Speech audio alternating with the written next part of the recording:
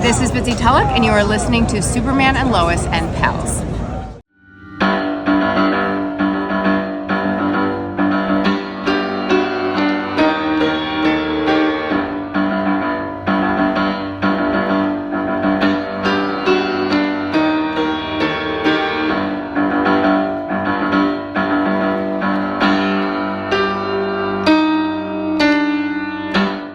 Greetings, super friends. Welcome to Superman and Lois and Pals. I'm Henry Bernstein, and alongside me is my favorite super pal, Professor Sam Brody. Hello, Sam. Hey, Henry. So this is kind of a big deal, and I feel weird about just jumping into the episode with you because penultimate episodes in sort of the prestige TV era are their own thing, and it feels a little weird to just talk about Superman and Lois as it's another episode, but like this is it. This was the last one before the finale, and the finale often is its own thing on TV. So, do you have a memory as a TV watcher of the penultimate episode being a thing prior to like 2004 or 5 or something like that? No.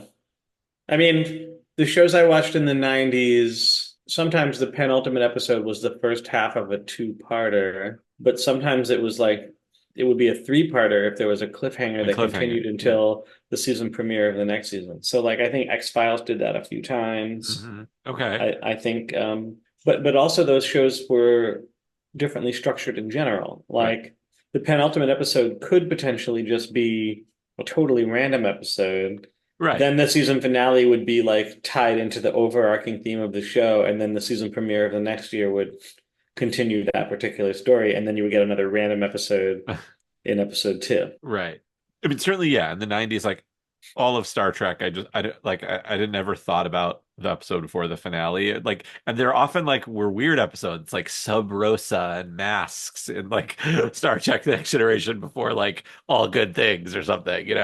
But and Seinfeld, I don't know, all those sitcoms, I never really thought about it. And then around Lost period of time when like Hmm. TV kind of became I don't know what to describe that other than like Hmm. prestige TV, but like I remember that actually this started with Alias, which was the show before Lost, that Breaking Bad era. I started learning like realizing that the penultimate episode was a thing. So I quickly Googled best penultimate episodes and I found a Screen Rant article from called 10 TV shows where penultimate episodes were better than their finales. And so some of them Wait, yes, go ahead. before you read it, I just wanted to confirm my impression. So I went and looked up Buffy season 2 and 3, Okay.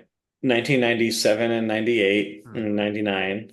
And indeed, my memory was probably key to that because Buffy season 2, the penultimate episode is becoming part 1 and the season finale is becoming part 2.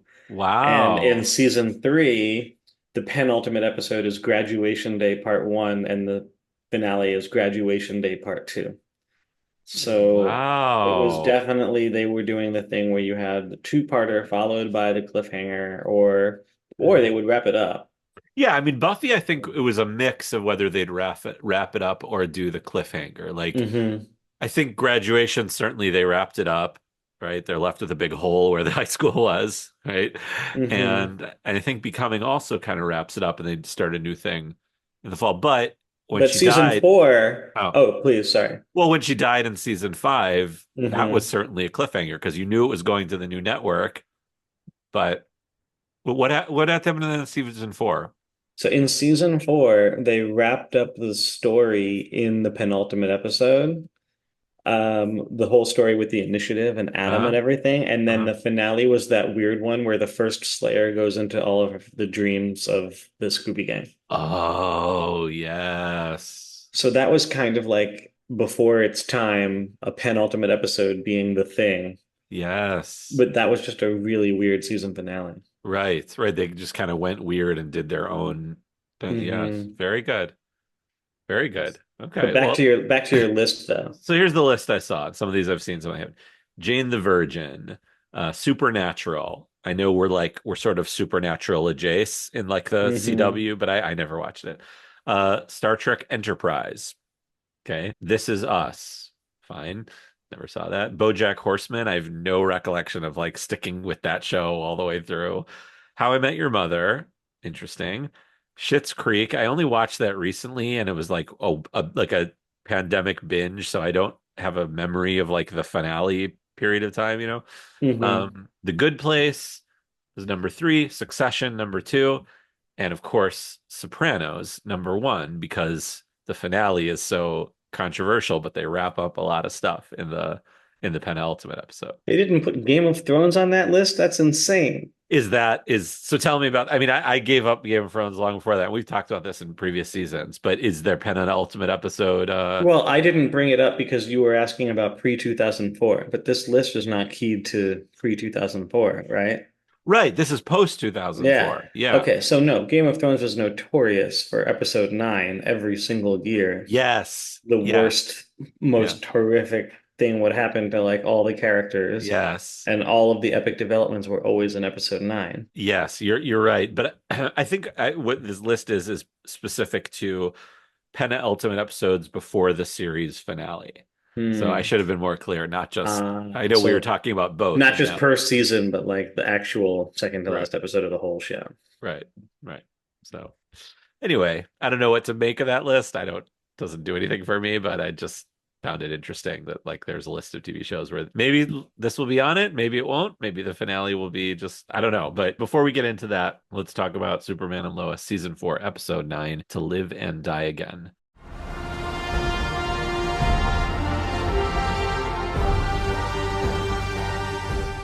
This was written and directed by Jamison. The Apple TV and IMDb description is Lois struggles against the fallout of the debate.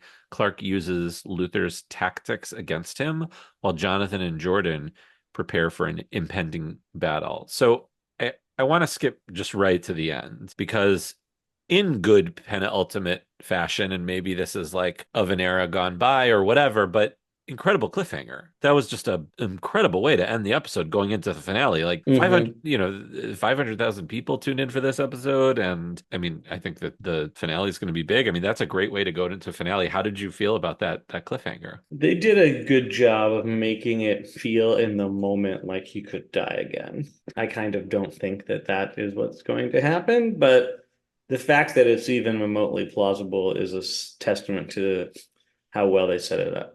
I love what you said about they made it feel in that moment like that's what could happen. Because yes, we've discussed ad nauseum that like we don't think like he's dead. They did that thing. He came back. They're not going to do it again. But yes, ramping up the emotion to make it feel like, oh my God, they're going to lose him all over again was, Hmm. yeah, really done well. I love Doomsday's look. We got like ultimate Doomsday in Right. his full Doomsday. Like, what did you think about the fire breath? Sure, why not? That's kind of how I felt too. I was like, oh, fire breath. Okay. Hmm. I mean, I guess in a bizarro sort of way that is the opposite of heat vision, kind of. Maybe it should be ice breath. I don't know. But yeah, that was pretty good. We got one last good shirt rip. But I mean, overall, I thought this was a really solid episode. What were some like key takeaways for you? I guess I like the reappearance of Mannheim. Yes, That that was was the nice. scene. Hmm. Let's talk about that scene for a little bit. I mean, it was sort of like they were waiting for that. They had that one in their back pocket and they were kind of waiting to play that card. Hmm. And my note was this is a very well acted scene by two very professional actors. Hmm. I love Yeah. that. I like the idea that Mannheim, he's sort of softer and kinder and has still some pull in the joint. Like he tells the guard to go wait over there. And yeah, I mean, this was like the ultimate babyface turn for Mannheim. He even Yeah. said, I'm glad Superman's back. Hmm. I was like, me too. Yeah. I mean, I feel like I've always been a fan of Chad Coleman, at Mhm. least since The Walking Dead, Yeah.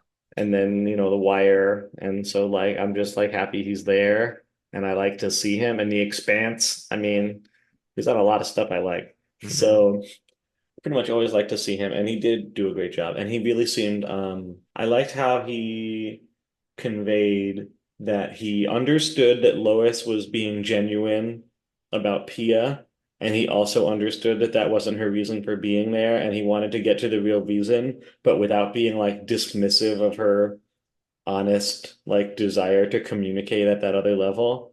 That was a lot to sort of get through in like a couple lines, and I thought that he did that pretty well. Yeah, and the And she did scene, it too. Yeah. yeah, and the scene was quite long. It was like two segments. There was a commercial break Hmm. in between them. Like they gave them a lot of time for Hmm. TV, for a 44-minute TV show. So that was good. Like they didn't like kind of rush that. Yeah, really, really well done. That was sort of the scene of the episode. Yeah, there was another thing I really liked that I wish it hadn't taken them 9 seasons to do, and that was Jordan in this Mm. episode. I just sort of had this epiphany. I was like, oh, Jordan's power is like his dad's, but it's Superman's empathy. Hmm. That's what Jordan's great strength is. And I wondered if he had played that version of Jordan a little earlier on, that it still would have worked. And I certainly wouldn't have been as annoyed with him because his strength isn't this actor and this character. The strength isn't being sad and mopey. It's being quirky and sweet. And we've seen that like when he's being weird with Jonathan and like that's when he really shines. So I don't know. Did you notice like a character change that in him in this episode? So my experience of it was actually less until the very last scene where he's with the diner owner. Hmm. My experience of it was mainly that I was enjoying the brothers dynamic a lot Hmm. more. So it Yes. wasn't just Jordan by himself, it was them together. Like it was really nice to finally agree with Jordan in an argument with Jonathan. Like when he said, I don't have time for another one of your pity parties. And he's like, it's not a pity party. It's I'm saying that dad was right. I'm acknowledging his being objectively correct Hmm. because usually it's gone the other way. So I think there was something about being able to turn the tables there and have him be the sort of voice of reason that I thought was deserved. And then when they did the training the second time, that was just like a really good vibe scene. It was great. Like, so they really earned all of that stuff, and I felt like the whole dynamic was greatly improved. I too wish that it would have been less annoying in the past, perhaps. Yeah. But like where they have it in the last second to last episode of the show is like where you would want it to be, and it was really nice to watch. Yeah, I wish we had had more time with that dynamic. I think, if this wasn't the end, this would just be the beginning of that dynamic, Right, right. which would, like you said, felt earned over the last 4 years. Yeah, the I loved the VR fighting again and getting their butts kicked in the fortress. And I loved Superboys versus Superman, like on a ranch or something. That's like just good.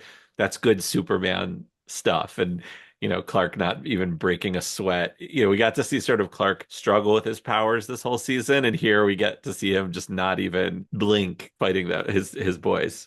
I really enjoyed that a lot. Hmm. What did you think of Lex and Superman kind of rattling his cage? Like it kind of felt very comic booky when Superman would kind of, be floating outside and say one little quip that would get under Lex's skin. I kind of like Hmm. that. Yeah, it was very comic booky that he just sort of lands there. I guess usually he would traditionally go in the on the balcony, right? But I guess Hmm.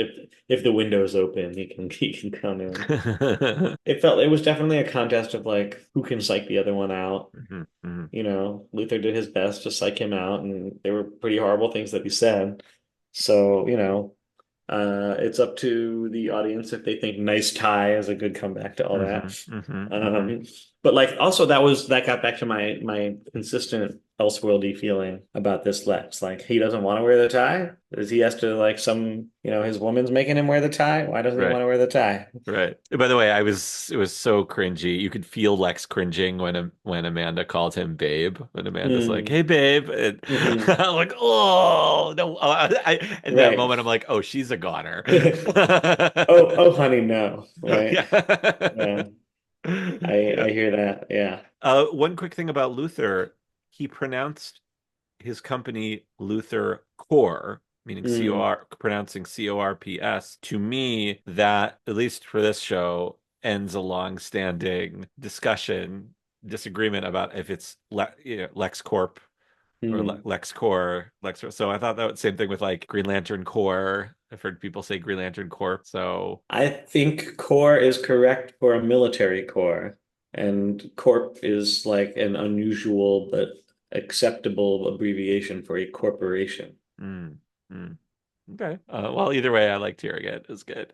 Yeah, and Hmm. I thought that like I really liked the detective work of figuring out Gretchen slash Cheryl was the the OG of getting screwed over by Lex and connecting it. And I loved the slow reveal of Amanda for her own realization. And I love of Lex being Lex Luthor and doubling down on it and just completely using the people around him. Like that's not Elseworlds Lex Luthor. That was some real Hmm. Lex Luthor.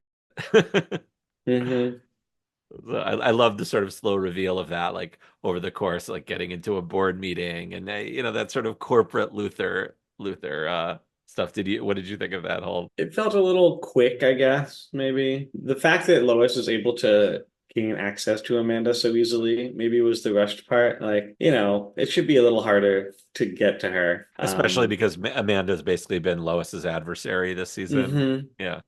So just like running up to her in the street and being like, now that I have your attention, I'm going to take 2 minutes of your time to undermine you by talking at you.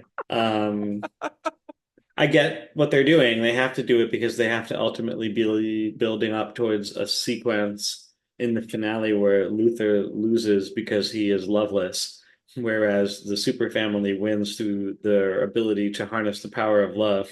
So, they have to sever Lex from his closest confidant in some way. But Are you being judgmental about that concept, or you like that concept, or you just are stating that that's a thing that happens? I am simply observing that is what is going to happen, and that is what has to happen. Gotcha. Well, if you're right, we'll make a judgment on it later. Hmm. Yeah. Well, It I could be guess that is done. kind of one of those things that if it's done well, it's satisfying. If it's not, then it's cheesy. Hmm. I'm fine with that. I like that whole thing. Lex Luthor doesn't have love. I Yeah. mean, it's the same thing as the Jedi and the Sith, Mm, The Jedi are always teaching that you can't have the attachments, and whoever our main character is always the special exception, who hmm. is always like, no, my attachments make me stronger. And Yes. I do feel like this is an enduring cliche at this point, and I do think it is overdue for some sort of critical examination. Like why do so many Hollywood writers want to tell us this? Like, what is happening there exactly? Yeah. Who is this enemy that is trying to isolate us and keep us alone, right? Like, all the villains together are this enemy, but like, why? I Right. kind of feel like we need to take a step back and look at that. Well, I mean, one reason why Mannheim was such a incredible villain last season was he embraced the Hmm. love, and that made him actually interesting. So maybe to your point that this is a trope now, it's now become a trope. We've seen it a number of times, and when it's subverted, it actually is more interesting, and we saw that last Hmm. season. Hmm. Yeah. Okay. Yeah, I until you said it at that moment, I hadn't realized how much of a thing that is, and especially these kinds of stories, superhero, sci-fi, like the person that has a team, you know. Hmm. Right. Um, Oh, it's the same thing with Buffy, since I was talking about Buffy before, right? The Watchers are always trying to tell the Slayer that she has to be by herself and she has to be alone. And Buffy's right, like, no, I have my friends and my right, gang. right. It's like a thing. I wonder if it goes back further than that. I'm sure it's Star Trek, the original series, had some version of that. Yeah, I have to think about it. Yeah. I mean, certainly by the time the movies, that sort of was one underlying message is this I, great friendship of everyone. I think maybe the Star Trek version is the positioning of Vulcan in general. Now, I don't know how this really worked in the 60s before nerd culture was so broadly known to be what it is. But like there's a certain kind of person that needs to be told that you can't actually argue your way out of everything. And that, like, for example, if you want to keep a relationship or keep a friendship, you should do something other than prove that you are right when you're in the argument, Hmm. right? Hmm. Like, you should pay attention to the emotions of the other person, like whether you are affecting them in a positive way or a negative way. Right. But like, even prior to that, Star Trek was like doing that all the time. Right. Right. Right. Right. The Yeah. important thing about Spock is always that he learns that emotions are useful. Right. So that, I think, is the sort of analog, even though it's not exactly the same, it's sort of on the same Hmm. wavelength. It's in the same family. Hmm. Love and emotion are what we need. Yeah. Right. Okay. Okay, Sam. So I know we always say we don't like doing this, then we kind of do it. Like we booked out the whole season last year, but this is it. Like any final predictions other than one way that they're going to defeat Luthor is that through love. Okay. Confirmed. I agree with you. But any other like final how's Superman going to get out of this one? Let's do it, Sam. This is our last chance to finally do something we're not known for. I'm not known for it because I suck at it. Yeah, that's why you're not a TV writer. Yeah. I'm also not known for my skills at soccer. Let me think. So I think that they have to bring back John and Natalie in the finale. So I think they can help with the fight. Natalie still has her suit, right? So that can keep Luthor's suit occupied for a while, and she won't be affected by the kryptonite aspect of it. So maybe that'll be one thing that happens. And then somehow, I don't know if John can pull another suit from somewhere, but if John Henry can get another suit from somewhere, then they can fight Doomsday 4-on-1, which is like a lot better than 1-on-1. Do the boys get suits in this one, finally? No. Oh, you mean costumes? Yeah. No, they don't have time to make costumes right now. The fight's already started. Not like even a Superman t-shirt and a jacket, nothing. It I was just don't confirmed see in this them. episode that there's Tyler Hoechlin Superman merch. I was like so jealous of all that stuff. Like, I want a Tyler Hoechlin Superman action figure. I did like the diner scene with the curly fries and all that stuff. I thought that was awesome. Did it remind you of Lois and Clark, the episode of Superman Day when all the Superman writers are cameo? Yeah. Yep, Mike yep. Carlin walks by. Yeah. I love that stuff. That was very cute. Okay. I Anyway, just sorry. don't see that they have time to change their outfits right now. Okay. Lara didn't whip something up ready for them in the fortress. You want to put your prediction money on Fine. that? I'm fine. I'm gonna put in my money on it that boys are gonna have super suits in this episode. Here's where I will agree with you. If somehow the fight that just started in the cliffhanger, if they successfully somehow bring that fight to an end in the first half, and then they get a breather, and then they reinitiate the fight in the second half of the finale, then I will agree with you that they will get outfits of some kind. Like they gotta like suit up. Like they Right, like we have we defeat him for now, but he'll be back and Luthor right. too. Yeah, okay. And then maybe Nat like because don't you see like can you see like Nat like working on something special for the boys, for her boys? I would like her to get the S, and right, and for John Henry when he reclaims the suit to get the S on the suit. I think that would be cool. I think Like we've been wishing establish that the for 2 super years. family, right? So Yeah. like if they're gonna give the boys costumes, then let the Steels have the S too. Okay, final prediction thing, and I'll do one too. It has been confirmed by the showrunners, and maybe Bitsy, I think, confirmed it, that there is a big cameo in this. So, who Hmm. do you think it's going to be? Oh, I didn't know that. That's cool. Yes. So traditionally it would be another super actor, right? I think so.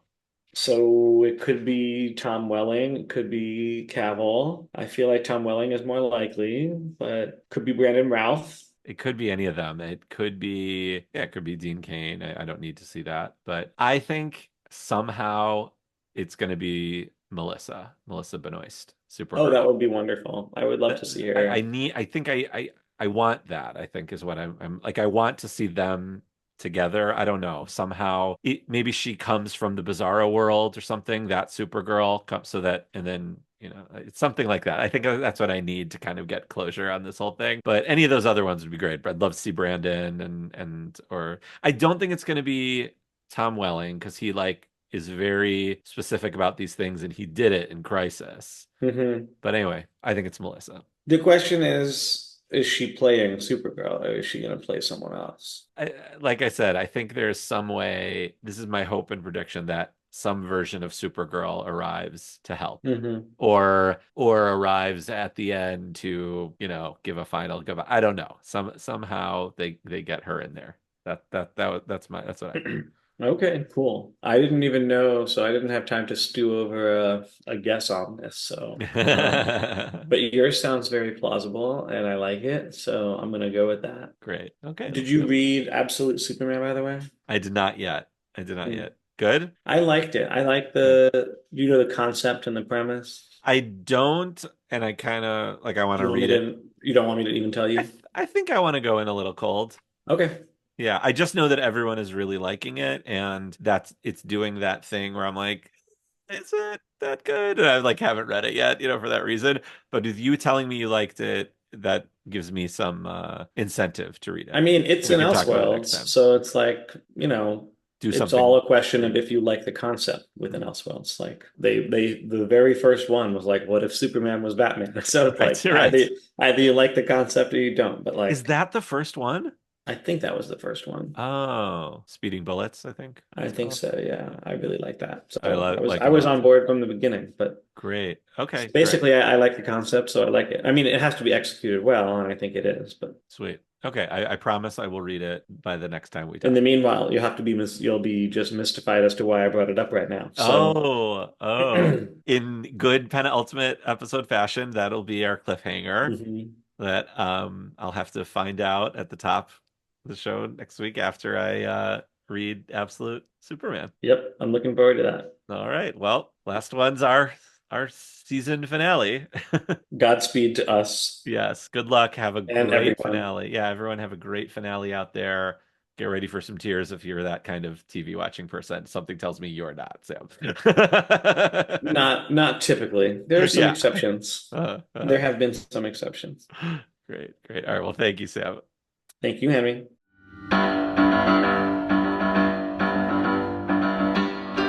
Thanks for listening.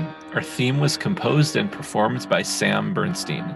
Don't forget to hit the subscribe button so you don't miss another thrilling adventure of Superman and Lois and Pals.